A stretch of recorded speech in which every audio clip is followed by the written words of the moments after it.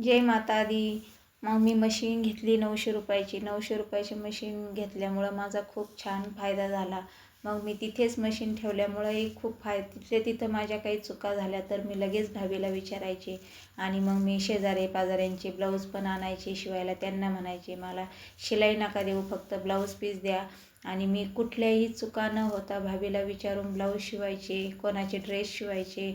आणि काहीच चूक न होता मी खूप छान सगळ्यांचे ड्रेस ब्लाऊज शिवून द्यायला लागले.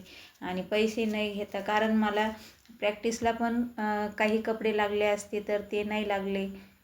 खूप छान क्लास करायचे आणि कसा दिवस जायचा तेही कळत नव्हतं. एखाद्या वेळेस जर गेले नाही तर त्यांच्या सासूबाई म्हणायच्या ती का बरं नाही आली गं? तर भाभी म्हणायच्या काही कामात असेल, नाही आल्या.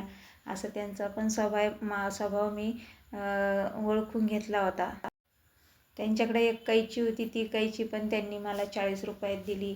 आणि खूप दिवसांनी मी त्यातले 25च रुपये दिले. काही कारणाने माझ्याकडून ते 15 रुपये देणंही नाही झाले. नंतर भाभी म्हणाल्या जाऊ द्या, राहू द्या, मी देऊन टाकीन. काही जुने पुराणे कपड्याचे पैसे आले का मी सासूबाईला कशी वाटली आमची मैत्री कमेंटमध्ये नक्की सांगा.